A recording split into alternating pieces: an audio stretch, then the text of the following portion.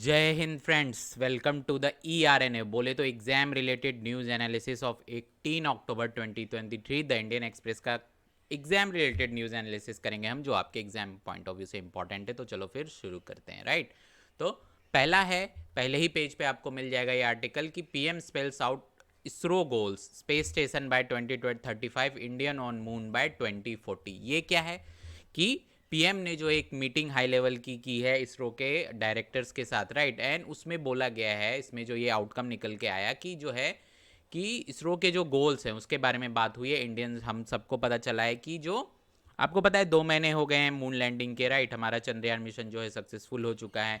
Now Tuesday को हमारे PM ने अनाउंस किया कि 2 नए टारगेट हैं for our space agency ISRO के। कौन कौन से? कि इंडिया अपना स्पेस स्टेशन बनाएगी 2025 तक, मतलब अपना खुद का जो है ना स्पेस स्टेशन होगा भारत का 2035 तक। और इंडियन बोले तो देखो, हम चंद्रयान पे पहुंच गए, बट ये नो मैन लैंडिंग, मतलब इसमें कोई एस्ट्रोनॉट्स नहीं था, कोई इंसान नहीं था, लेकिन इंडियंस पहुंचेगा मून पे, राइट। कि मतलब कोई मैंड रहेगा, वो जो मिशन होगा ना मैंड मिशन होगा, जिसमें इंसान भी जाएंगे मून तक। कब? 2040 तक। ये इसरो का नया टारगेट है। एक हाई लेवल मीटिंग में जिसको चेयर किया था हमारे प्राइम मिनिस्टर ने, after the assess the progress of Gaganyaan mission, ये भी हमने कवर किया था, राइट। जो इंडिया का ह्यूमन स्पेस फ्लाइट प्रोग्राम है, राइट, और इसका पहला जो फर्स्ट वहीकल टेस्ट है वो अक्टूबर 21 को होगा। कहाँ होगा? मैंने आपको बताया था, श्रीहरि कोटा में होने वाला है ये टेस्ट। और इसकी जो ट्रेनिंग है वो चल रही है कहाँ पे? एस्ट्रोनॉट ट्रेनिंग सेंटर बेंगलुरु में चल रही है, जहाँ 4 पायलट्स को, 4 एस्ट्रोनॉट्स को ट्रेंड किया जा रहा है, राइट। तो ये सारी चीज़ें आपको याद रखनी है। ओके, नाउ इसरो जो है, और भी बात हुई, बहुत हाईली हाईली हाई मीटिंग थी ये, जहाँ पे बात हुई कि नेक्स्ट जनरेशन लॉन्च व्हीकल पे भी इसरो काम कर रहा है।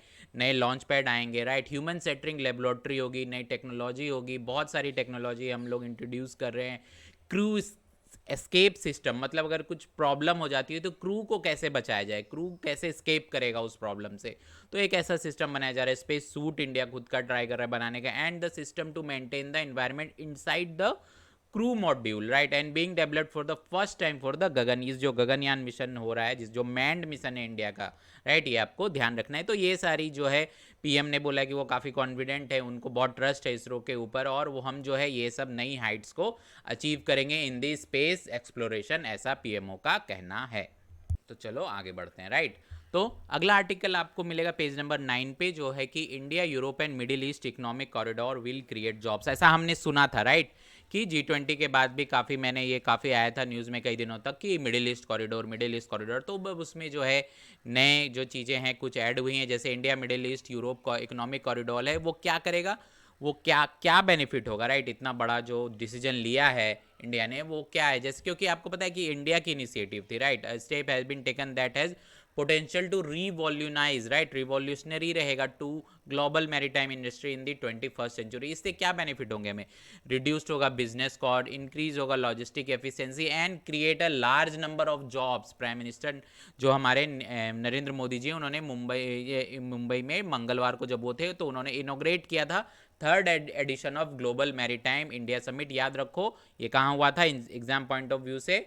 मुंबई से जो है इसको वर्चुअली हमारे प्राइम मिनिस्टर ने इनोग्रेट किया था। ये सारे एमसीक्यू बेस्ड क्वेश्चन है जो आपको ध्यान रखने। और ये कौन सा एडिशन है? थर्ड एडिशन है, ये भी आपको ध्यान रखना है, राइट। तो इसकी इसी में बात की उन्होंने कि जो है कि वो क्या करेगा, स्पीड अप करेगा ग्लोबल ट्रेड को। जैसे पिछले दिनों several years ago silk route, आपको पता है, ने स्पीड अप किया था ग्लोबल ट्रेड को। Okay, and this route become the foundation for the development of बहुत सारी कंट्री, मेनी कंट्रीज का जो है ना एकदम फाउंडेशन बोले तो नींव रखी थी। ओके, ऐसा जो है हमारे प्राइम मिनिस्टर साहब का कहना है। और इसमें सबसे इंपॉर्टेंट आपको याद रखना है कि कौन सा पोर्ट जो है वो हब बनने वाला है। तो ये सारे नाम्स आपको एग्जाम पॉइंट ऑफ व्यू से, ये सारे आपको जो वन लाइनर नोट्स है ना सारे आर्टिकल के, वो जैसे ही ये वीडियो अपलोड होगा उसके बाद आपको टेलीग्राम पे मिल जाएगा। तो आप यहाँ पे पूरा डिटेल सुनो, और इसके बाद आपको नोट्स बनाने की जरूरत नहीं है। वन लाइनर्स जैसे इस आर्टिकल्स के जितने भी एमसीक्यू बेस्ड, आपको एमसीक्यू बेस्ड जितने भी क्वेश्चंस की प्रोबेबिलिटी है, वो सारे नोट्स मैं आपको देता हूं हमारे टेलीग्राम चैनल पे। तो उसको जरूर से ज्वाइन कर लेना, आपको नोट्स बनाने की जरूरत नहीं पड़ेगी। या तो आप प्रिंट लेके रख सकते हो, या कि या उसी फोल्डर में आप टेलीग्राम पे आपको वो लाइफ टाइम के लिए मिलेगा, तो आप हमेशा वहाँ पे आपको मिल जाएगा जब भी आप सर्च करना चाहोगे। तो ये मैं बता दूं कि आपको जो है दीनदयाल पोर्ट ट्रस्ट, अब दीनदयाल पोर्ट ट्रस्ट से आप कंफ्यूज मत होना कि ये यूपी में होगा, उस साइड होगा, नॉर्थ के साइड होगा। ये है आपको तूना टेकरा गुजरात में, राइट। एंड ये जो है एक हब बनेगा India middle east economic corridor का, राइट। ये कहाँ पे है आपको याद रखना है, दीनदयाल पोर्ट ट्रस्ट जो है टूना टेकरा गुजरात में है। और जो है हमारे पीएम ने कहा है कि ये जो है हब बनेगा, राइट, हब बनेगा। और कैपेसिटी जो है मेजर पोर्ट्स की इंडिया की पिछले एक डिकेड में डबल हो गई है। पहले जो टर्न अराउंड टाइम था ना कंटेनर वेसल्स के लिए, वो पहले 42 आवर्स था, राइट, 2014 में, और अब ये रिड्यूस होकर 24 घंटे रह गया है सिर्फ। तो सोचो कितनी अच्छी बात है कि 24 घंटे में जो है पूरा वेसल जो है, कंटेनर वेसल जो है, वो फिर से जो काम करने के लिए तैयार हो जाते हैं, राइट। एंड जो है 1 डिकेड में ये इंडिया ने अचीव कर लिया, और इसको हम और बढ़ाएंगे, right. And India among the top 5 ship building Nations in the next 5 decade में, ऐसा प्राइम मिनिस्टर का विजन है, राइट। और ऐसा उन्होंने कहा है कि जो एक्टिविटीज़ है वो जो है बहुत सारी मेजर सिटीज़ में जो है सारे मेजर पोर्ट्स को हम जो है बहुत अच्छे तरीके से तैयार करेंगे, ताकि वो जो है इंडिया हब बन सके, India Europe and middle east economic corridor का। ओके, तो चलो फिर अगला न्यूज़ हम लोग देखते हैं। चलो, अ फेरी टू जाफना, ये मैंने आपको कल भी बताया था कि कौन सी फेरी है, चेरियापनी। वो कहाँ से निकलेगी, तमिलनाडु के नागापत्तिनम से निकलेगी, और श्रीलंका के जाफना में कांके सेंथुराई में जाके ये जो है उसकी जो पूरी ट्रेवलिंग डिस्टेंस होगी वो 4 साढ़े 4 घंटे की होगी, 4 घंटे की होगी अप्रॉक्स, राइट। 1 डे है, 1 डे की कॉस्ट भी मैंने आपको बताई थी, वो आप कमेंट करके बताना। कल ही हमने कवर किया था कि क्या एग्जैक्ट अमाउंट है, 7,000 कुछ रुपीज़ है, वो आप मुझे कमेंट करके बताओगे, राइट। तो देखो अभी वो तो था पूरा ना, लेकिन अब जो एक्चुअल डेटा सामने आया फैक्ट की 50 लोगों ने फेरी को बोर्ड किया था last Saturday from Nagapattinam in Tamil Nadu. And ये याद रखना आपको एग्जाम पॉइंट ऑफ व्यू से। अभी देखो यहाँ पे पल्क स्ट्रेट आपको दिखा, तो पल्क स्ट्रेट आप बताओ किसको और किन 2 कंट्रीज को जोड़ता है। पल्क स्ट्रेट एग्जैक्टली जो है ना वो ये रूट है, जैसे ये जो आपको अभी दिख रहा है ना, ये जो मैं बना रहा हूँ, ये वाला रूट जो है जो इंडिया और श्रीलंका को समंदर के रास्ते से जोड़ता है, वो पल्क स्ट्रेट है, राइट। तो ये आपको याद रखना है, इसी तरह के क्वेश्चंस फ्रेम होते हैं, इसीलिए ये जो है इतना इंपॉर्टेंट हो जाती है ये सारी न्यूज़ आपके लिए। और एक बता दो आप, ये फेरी टू जाफना ये इतना इंपॉर्टेंट क्यों है, ये कल भी था, मैं आज भी कवर कर रहा हूँ। इसके पीछे सबसे बड़ा कारण है बीजिंग, बोले तो चाइना। क्योंकि चाइना जो है ना वो काफ़ी ज़्यादा उसका इन्फ्लुएंस हो चुका है चाइना पे, वो इतनी जो वो उसका बेल्ट एंड रोड इनिशिएटिव है, रिसेंट डिकेड्स में बीजिंग ने loomed large over Delhi Colombo ties पे काफ़ी इफेक्ट किया है बीजिंग ने, राइट। तो दिल्ली कोलंबो टाइज को अब फिर से हमें स्ट्रॉन्ग करना होगा। जो चाइना है श्रीलंका का बिगेस्ट जो है बायलेटरल क्रेडिटर बन चुका है, and belt and road initiative में उसका सबसे बड़ा जो है श्रीलंका को उसने बहुत इन्फ्लुएंस करके जो है, और 4 मिलियन एड पैकेज के अलावा उसने बहुत सारी चीज़ें जो सबसे बड़ा क्रेडिटर बन के उभर चुका है लास्ट डिकेड में। इसीलिए जो है इंडिया को भी कई इंपॉर्टेंट, जैसे इंडिया ने सिविल में अपना रिलेशन स्ट्रॉन्ग करना चाहा, तो उसी तरह से ये जो रिजम्पशन है ना sea travel between India and Sri Lanka, जितना आपको लग रहा है एक फेरी ही तो है, नहीं, वो बहुत ज़्यादा इंपॉर्टेंट रखता है एज ए आप इंटरनेशनल रिलेशन। और उस पर्सपेक्टिव में देखोगे, अगर आप डीपली रूटेड हो आईआर पर्सपेक्टिव में, अगर यूपीएससी के एस्पिरेंट हो, तो आपको इसको बिल्कुल भी इग्नोर नहीं करना चाहिए। काफ़ी जो ज़्यादा है ना इंपॉर्टेंट रखती है ये रूट। और ये पता है कब शुरू हुआ था, 90s में शुरू हुआ था, 1900 में, एंड 1980 में जाके ये डिसकंटिन्यूड हुआ था in the wake of ethnic stripe, जब हुआ था श्रीलंका में, जब एथनिक स्ट्राइप हुई थी। उसके बाद जो इसको कई बार जो है रीजनोवेट करने का ट्राई किया, राइट। जैसे 2011 में जो है एक एमयू साइन हुआ था, इन 2011 फेरी सर्विस स्टार्ट हुई थी कोलंबो और टुरिकन में, बट ये 6 महीने के अंदर ही बंद हो गई थी, राइट, बिकॉज ऑफ जो है कुछ रीजन्स के कारण से। एंड नरेंद्र मोदी गवर्नमेंट ने फिर इसको जो है स्टार्ट करने का ट्राई किया, एंड नेबरहुड फर्स्ट पॉलिसी। तो जुलाई में जो है ड्यूरिंग श्रीलंका प्रेसिडेंट जो है रेनिल, जो वो विक्रम सिंघे वो इंडिया आए थे, जहाँ पे जो है गवर्नमेंट ने बोला कि हमें एक विजन तैयार करना होगा मैरीटाइम कनेक्टिविटी का, इसीलिए जो है पोर्ट्स में development of ports of Colombo, ये सारी चीज़ें जो है फिर स्टार्ट हुई। तो ये सारे पॉइंट्स आपको याद रखना है। जैसे मैंने बताया पल्क स्टेट कहाँ है, ये फेरी कहाँ से कहाँ जाती है, किस स्टेट से जाती है, तमिलनाडु से लेके जाफना तक जाती है, ये सारी जो चीज़ें आपको याद रखनी है। इस बोट का नाम याद रखना है, इस फेरी का नाम याद रखना है, आपको कई सारे एग्जाम्स में जरूर ही पूछा जाएगा। और इंडिया का स्टेट भी पूछा जाएगा, किन 2 पोर्ट्स के बीच चल रहा है, ये भी पूछा जाएगा। ये सारे वन लाइनर्स आपको खुद से तैयार करने की जरूरत नहीं है, आप ये पूरा डिटेल में सुनो, अपने माइंड में रखो, और जो मैं आपके लिए वन लाइनर नोट्स बना के दूंगा वो आपको मिल जाएगा। ओके, हमारे टेलीग्राम चैनल पे, जिसकी लिंक डिस्क्रिप्शन में आप ज्वाइन कर सकते हो। नाउ अगला जो है वो इसी से रिलेटेड है, हमास और पहले इसराइल से रिलेटेड है कि why Egypt is keeping Gaza's Rafah border crossing set. अब आपको ये ध्यान रखना है कि राफा बॉर्डर कहाँ है, किस कंट्री में है, कहाँ है वो।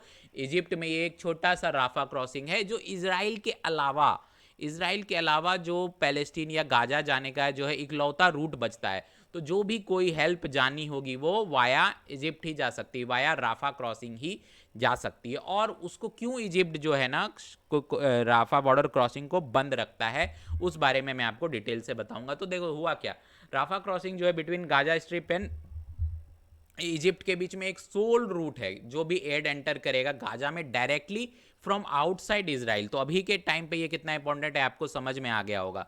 तो जो ये क्रॉसिंग है ये कहाँ है, ये क्रॉसिंग है south of the Gaza strip, a narrow sliver of land home to 2.3 million and west between Israel, Egypt and Mediterranean Sea. The crossing is controlled by Egypt। ये मैं आपको ऑलरेडी बचा चुका हूँ। तो अब ये जो स्ट्रिप बॉर्डर है ये इसको जो है रिस्ट्रिक्टेड क्यों रखता है इजिप्ट। तो बात ऐसी है कि जो है एक इनसिक्योरिटी है इजिप्ट के अंदर, क्योंकि जो है ना 2013 में जो है बहुत ज़्यादा जो है इस्लामिक इंसर्जेंसी हुई थी, जो 2013 में बहुत पीक हुई। तो उसको बहुत मुश्किल से जो है इजिप्ट ने उसको कंट्रोल किया था, उसको सप्रेस किया था। उसी के बाद जो है हमास का जब कंट्रोल आया गाजा में 2007 में, तो जो है इजिप्ट ने हेल्प किया था, राइट। लेकिन जो है बहुत सारे जो प्रॉब्लम हुई, तो उसी वजह से जो सिक्योरिटी काफ़ी टाइट है एंड बहुत ज़्यादा security clearance and lengthy check से लोगों को गुजरना पड़ता है।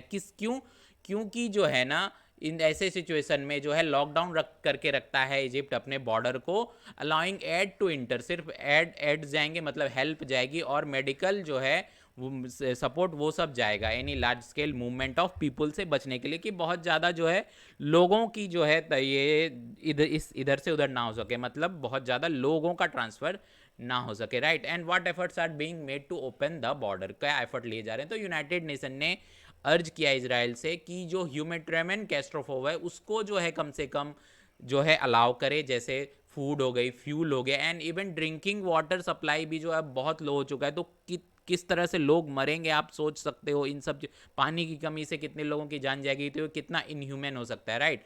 तो हॉस्पिटल्स का भी कहना है कि हम जो है अब जनरेटर्स की भी फ्यूल्स, बैकअप जनरेटर उसकी भी जो है फ्यूल्स खत्म हो रही हैं, राइट, ऑयल खत्म हो रहा है। तो यूएस सेक्रेटरी ऑफ स्टेट जो एंटनी ब्लिंकन है, उन्होंने कहा कि यूनाइटेड स्टेट्स एंड इसराइल जो है एक एग्री हुए हैं डेवलप करने के लिए एक प्लान, जहां पे जो है ह्यूमैनिटेरियन एड तो मिले, सिविलियंस को मिले, बट गाजा और हमास के जो है ना उनके लोगों, उनके लड़ाकों तक वो हेल्प नहीं पहुंचनी चाहिए, इस पे जो है एग्री हुए हैं। तो देखते हैं क्या होता है, कल हमें और भी कई सारी चीजें पता चलेंगी। ओके चलो आगे बढ़ते हैं।